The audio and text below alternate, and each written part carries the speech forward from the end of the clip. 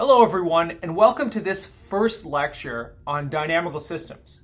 Now, what I want to do with this lecture is provide you with the sort of setting that we are going to carry through this entire lecture series. So really sort of the primary definitions, how we write things, how we interpret things, sort of the basics that we're going to carry through this lecture series.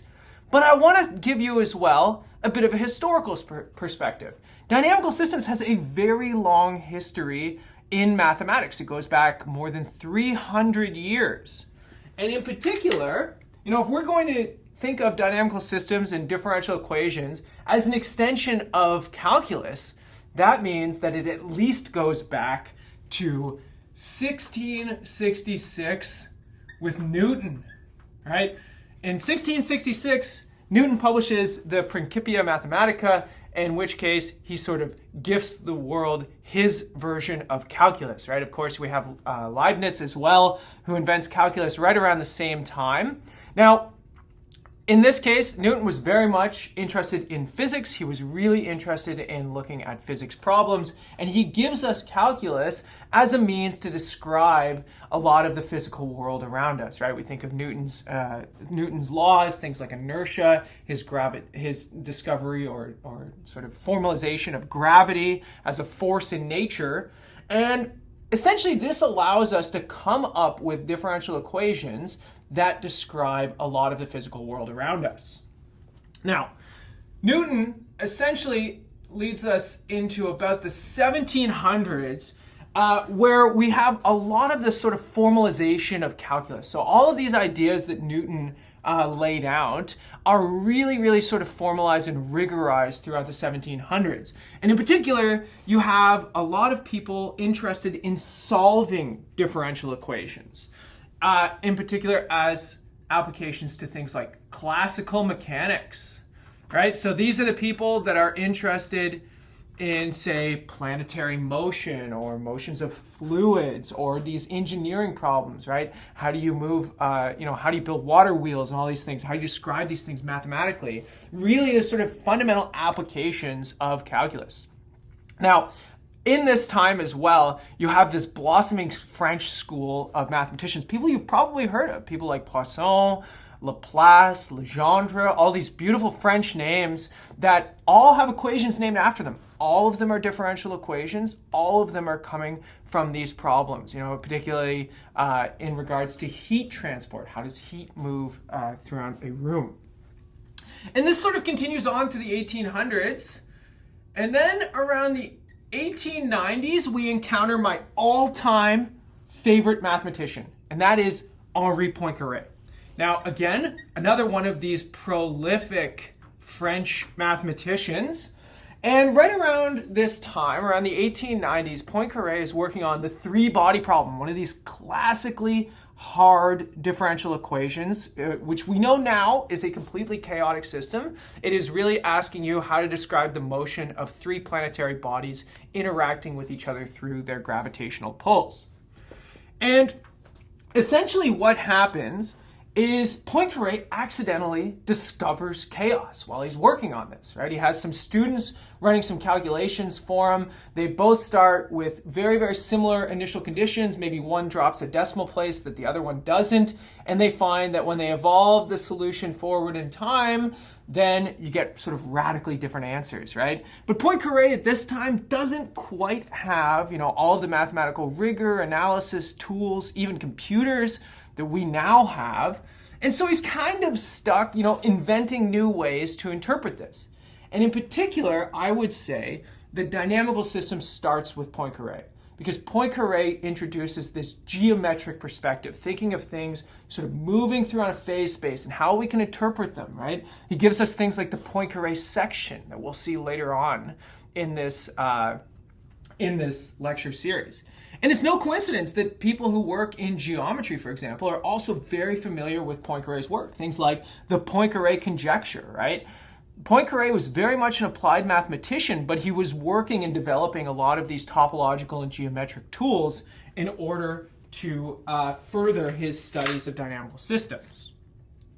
So then we sort of proceed into the 1900s, and through about the 1920s, 1920s to the 1960s-ish, here's where you have a lot of some of the most recognizable names in dynamical systems. People like Birkhoff and people like Kolmogorov.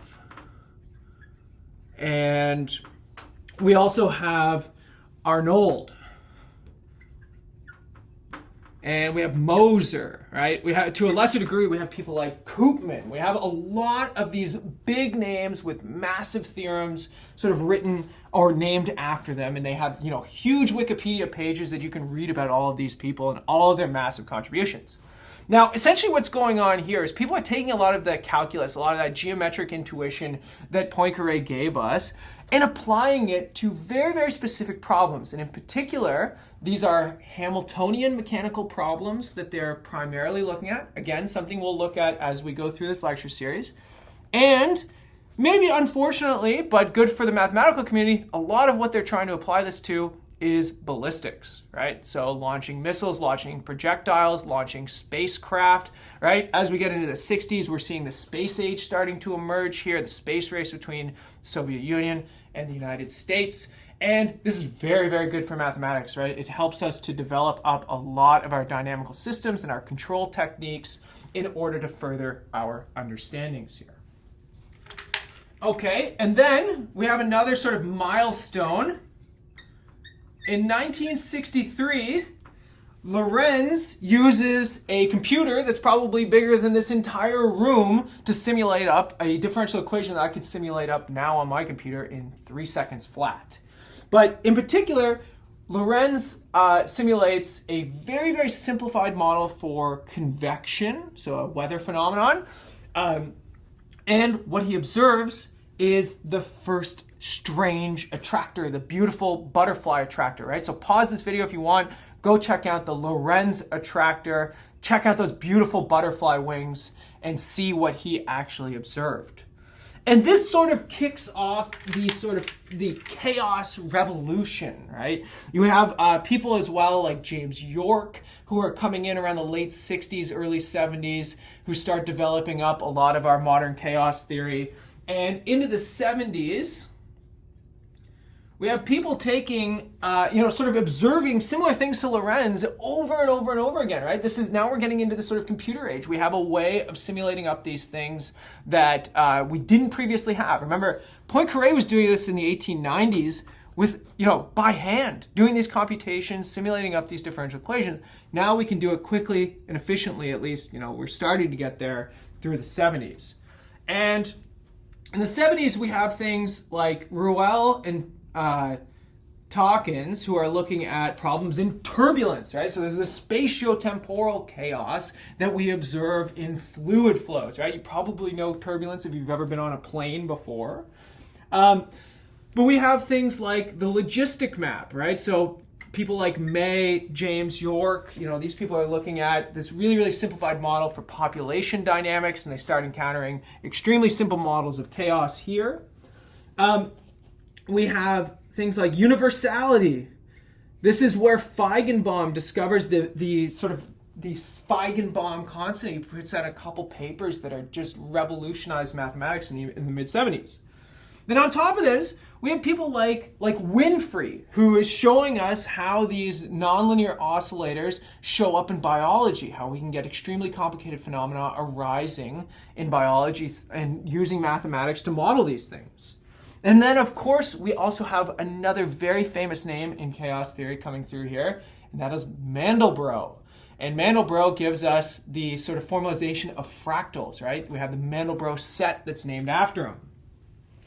And from here on out, chaos is everywhere, right? People are working on dynamical systems all through the 80s, through the 90s. I'm still working on dynamical systems. There's lots of people working on it. But the 80s really kicks off the chaos revolution, right? It sort of enters the popular culture. We have, the book Jurassic Park that is published. It's all about chaos theory. It sort of uses dinosaurs as a mask for that. But if you've ever read the book, you'll know that. Or if you've seen the movie that came out in '93, right? We have one of the famous characters in that movie is a chaos theorist, right? So this is where sort of a lot of the culmination of dynamical systems starts to enter the public consciousness, and people even people who aren't that familiar with mathematics have this vague idea of what chaos actually is, right? This sort of sensitive dependence to initial conditions. And of course, these are all ideas and topics that we are going to encounter in this lecture series, okay? So it's good to know sort of where we came from and where we're going to progress through. Now let me give you some of the basics, how we're going to start through this lecture series. So let's start with a general framework, okay? Here's what I want. I am going to continually give you differential equations that look like this, okay? So I'm going to have state variables, x1, x2, and let's say all the way to xn. So I have n state variables.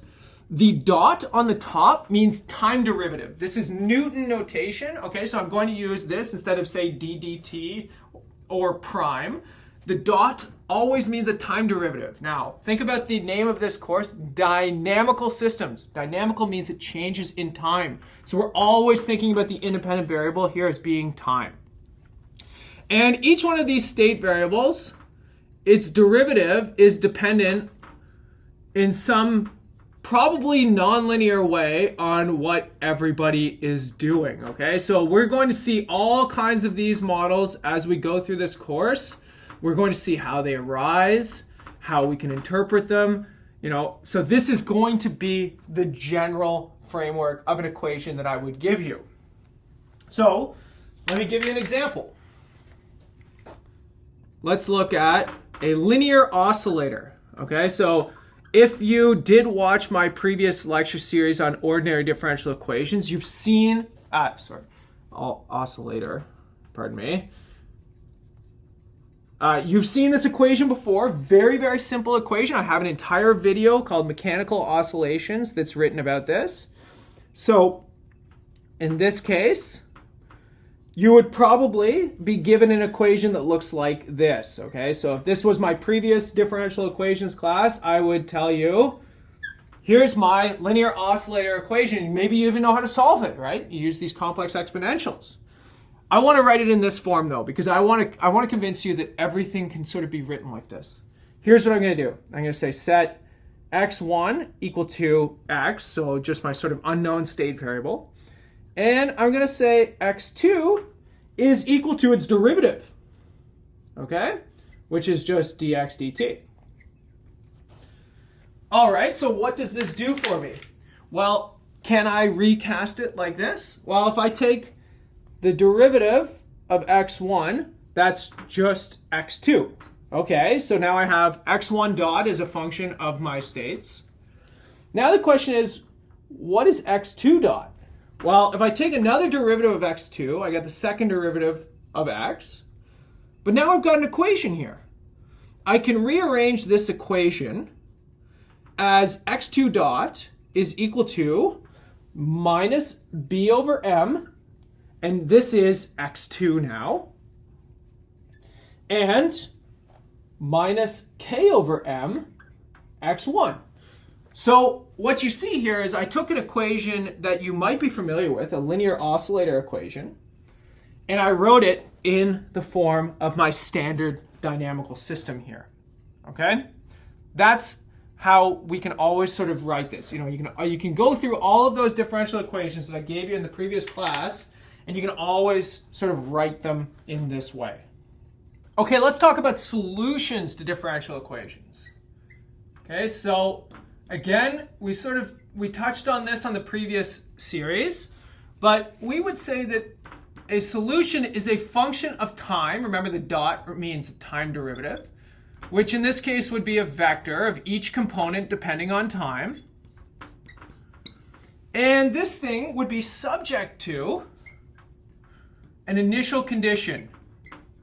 So I'm going to say IC for initial condition, and I'm going to say x of 0 is equal to x naught. So some vector that tells me where everybody started. So for example, if I have an equation that describes a pendulum, the initial condition would be sort of where the arm of the pendulum starts and how much velocity it starts with. Okay, so we'll sort of see that equation as we go through this.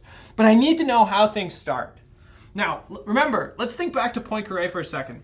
Poincaré tells us that we can sort of lift a lot of this off the page. We can think about this in geometric terms. So what we could do is we could imagine sort of starting at some point in space. So I don't want this to be confused. This isn't a dot. This is just a point in space. Sorry, let's do this here.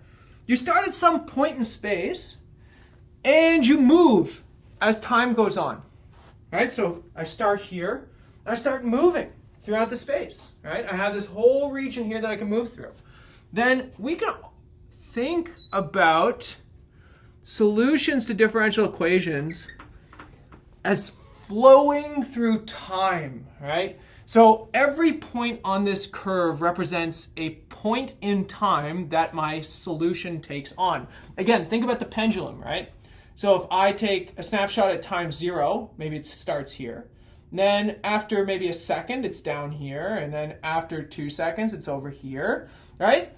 And then I can really think about this sort of flowing motion of it going back and forth, back and forth. That's sort of flowing through this. And in particular, this thing flows through, so it flows through this possibility of all of the states of the system, okay? So that leads to this idea of a state space. And this is all possible states, or all possible x of t, basically. Okay? Everything that the solution of the differential equation can take on, right? So again, my pendulum can only flow back and forth. It can't get longer. It can't get shorter. It can't extend out here. It can't come flying off. It can only go back and forth. So its state space is really just going back and forth. In particular, let's actually do this one as an example so that we can see what's going on here. Let's use the pendulum. Okay, so the equation of the pendulum is x double dot. That means second time derivative, right? So if 1 dot is 1 time derivative, 2 dots is 2 time derivatives. Plus g over L sine of x is equal to 0. In this case, x is the angle of the arm of the pendulum. Okay, so if I have my pendulum that looks like this, this thing has mass m, it has gravity pulling down on it, g, and its arm angle is x.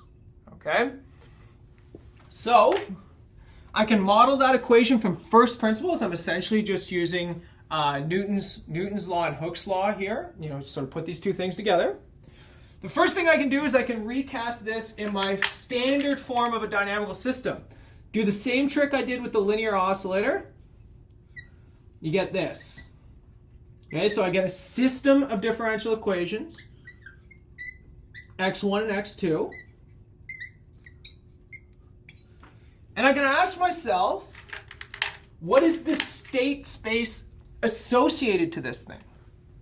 Well, what are all of the possible values that x1 and x2 can take on? Notice that x2 is the velocity of my pendulum arm, whereas x1 is the angle of my arm. So since x1 is an angle, it belongs to the circle S1, right? So you can't just take on every single value for x1, right? Because I'm only taking on angular values, right? I can't take on 56. I can only take on values between 0 and 2 pi. So that is the circle S1. Whereas the velocity can take on anything, right? Because the velocity is not constrained to be along a circle. It's just telling you how fast you're moving. You can move that thing faster and faster and faster. So that means that the state space is S1 cross S2, right? The cross notation means that the first component x1 belongs to the circle. The second component x2 belongs to the real line. Now, you can go back, you can do this for the linear oscillator. And in the case of the linear oscillator, there's no constraint on an angle here, so that its state space is the full Euclidean plane. And we're going to keep encountering these state spaces and how to interpret them, and really sort of how this influences the geometry of the system as we go through our examples. Let's look at something else, okay? So again,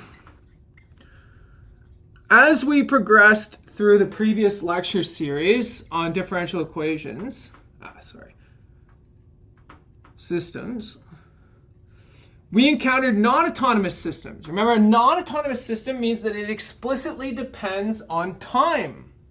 So we could, for example, have a differential equation that looks like this, right? So it could have some sort of time influencing it on the right-hand side. So maybe that could be, if my pendulum's swinging back and forth, maybe I have something shaking, whatever's stabilizing it, right? Maybe it's doing it in a periodic way, just boom, boom, boom, boom, and it's influencing how the pendulum is swinging.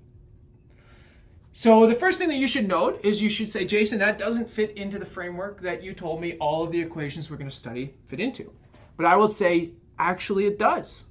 So what we can do is we can augment the state space. So what I can do is I'm going to set x1 equal to x and x2 equal to t. Okay? So what does this give me? This gives me x1 dot is equal to f of x1 and x2. And it gives me that x2 dot is equal to just 1. That's in the form that I gave you. That fits into our criteria for our dynamical systems.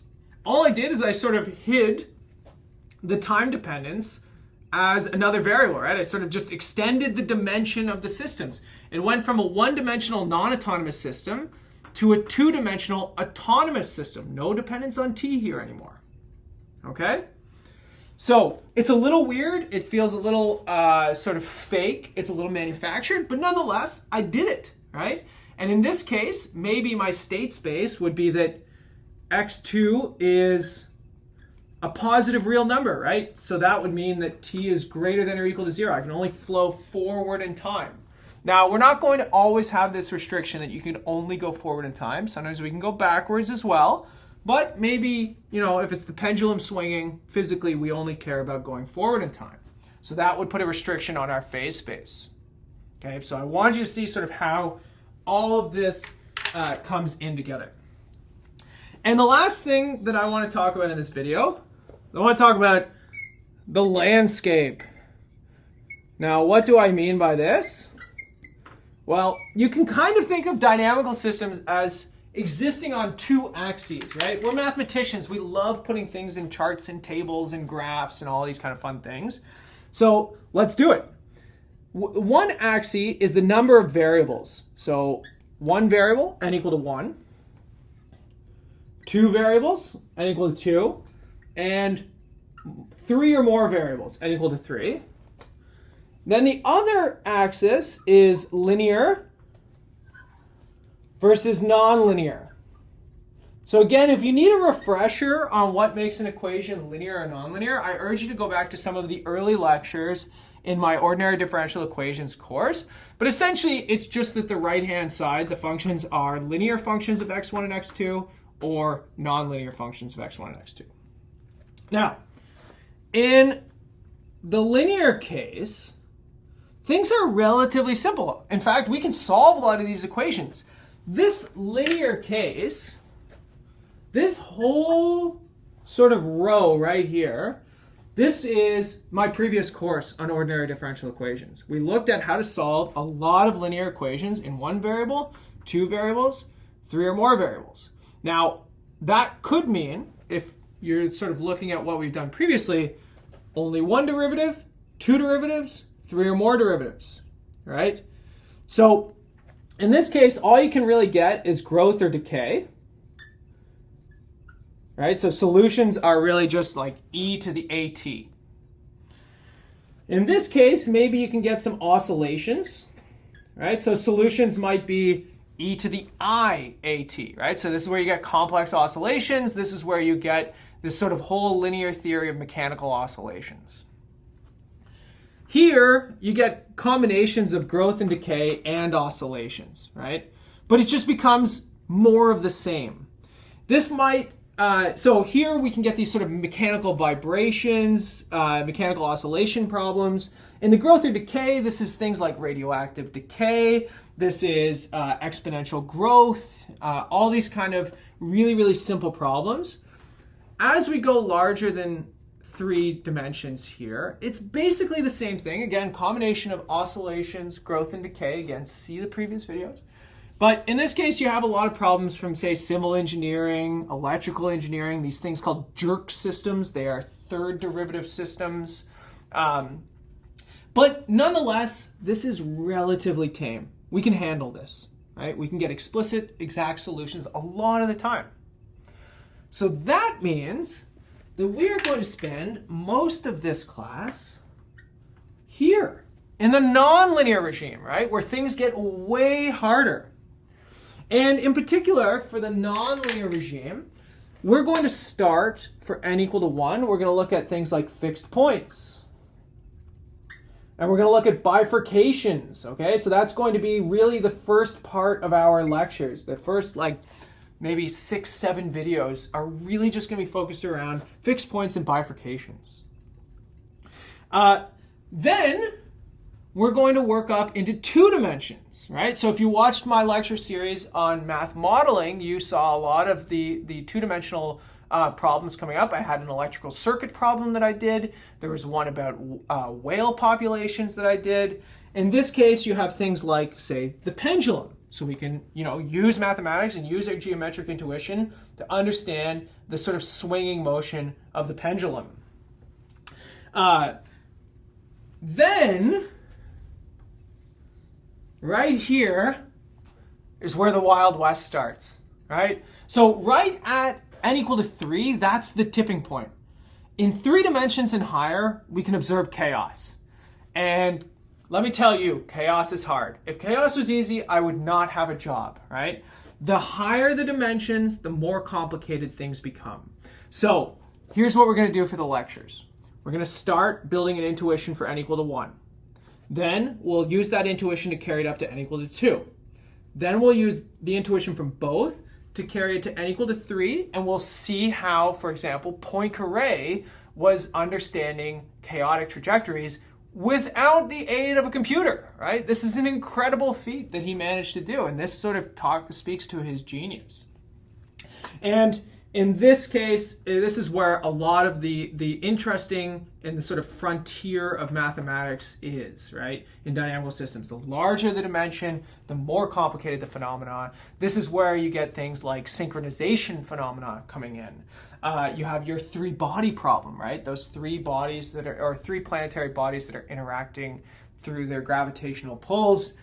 This is where you get fractals, strange attractors, all of the stuff that you might associate with chaos if you've done any learning about this. And in this case as well, we'll show how this helps us to transition into discrete time dynamical systems. So these iterative maps, these stretching and folding, all the kind of fun stuff that's associated with chaos. Okay, so that gives you a bit of the basics, a bit of the idea of what you're going to see as we go through this lecture series, right? I told you how to interpret things. Of course, we're going to go deeper into that. I told you that everything is going to be written as systems of dynamical systems where there is no explicit dependence on time. We can always sort of wash it out. We always think of these things as flowing through space, but we have the difficulty sometimes of figuring out what space exactly we are flowing through. But it all works, right? And we're going to do it through examples and drills and applications over and over and over until you have mastered at least n equal to 1 and n equal to 2. And maybe you can help me out with n equal to 3. Okay, so in the next video, we're going to come back. We're going to start looking at fixed points, and we're going to talk about the geometric perspective of dynamical systems.